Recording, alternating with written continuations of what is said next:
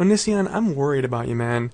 If you don't calm down a little bit, you're gonna end up as one of those people who die in their 30s from a burst brain aneurysm or something. Hell yeah, I'm self-righteous. I don't murder anything. Well, neither do I, since the definition of murder applies to humans. But for the sake of argument, I'll ignore that you misapply murder and genocide to animals, because I think that, it's been pointed out already, and it's really just a matter of semantics anyway. Well, let's see here. We're living beings and we like being alive, right? So if we kill other beings that probably like being alive, that's not really something that we have to debate now, is it? Wait a second. Say that last part again. So if we kill other beings that probably like being alive... Probably? Come on. Just say it. You have no clue whatsoever what animals like chickens and cows are thinking.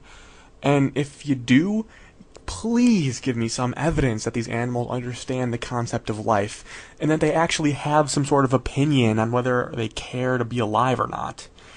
Actually, you can just give me some testable evidence that chickens and cows are self-aware. That's really all I need. Let me tell you what, dude. If someone comes in your house and carves you up and eats you, what are you gonna say about that? Well, I guess I'd say I'm a human being who has thoughts, feelings, interpersonal relationships. I'm self-aware, and I express a clear wish to stay alive. I am talking about life and death. I'm sorry you don't appreciate the life of other living beings, but I happen to. Really? 'Cause it looks like you're living in a house. It looks like your clothes are manufactured in a factory somewhere. You probably have a car, or, at least you take the bus every once in a while, and, all those things in their own way are a detriment to other living organisms. Just think about all the natural animal habitats that have been destroyed just so that you can live comfortably. And I point this out to a lot of ethical vegans, and they usually come back at me with an argument of degree. They say that they don't consider themselves evil because they at least reduce the amount of animal pain in the world. But really, that's kind of bullshit.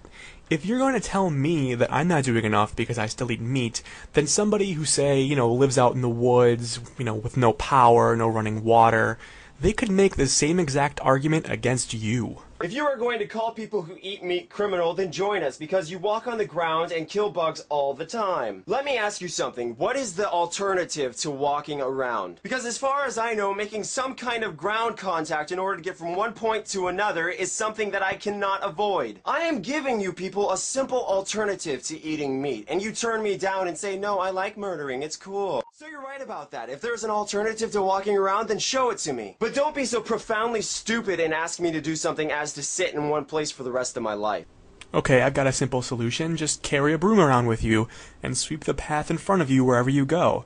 There's millions of Janes that do this all the time. I'm not going to do that because I value the life of insects, about as much as I value the life of grass.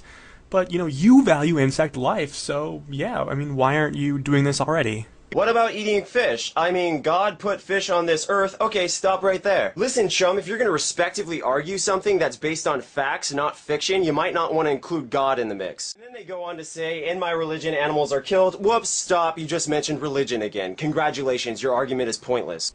I criticize religion all the time, but listen to yourself. You sound exactly like a stereotypical angry preacher.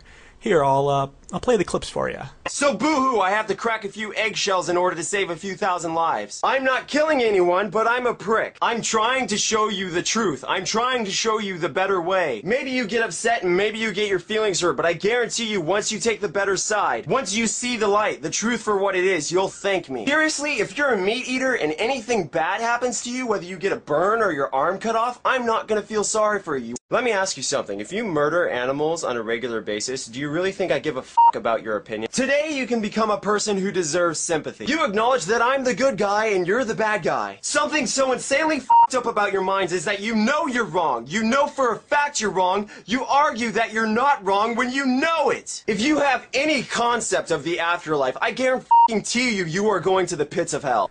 I'm guessing you consider the saying, you catch more flies with honey, somehow immoral.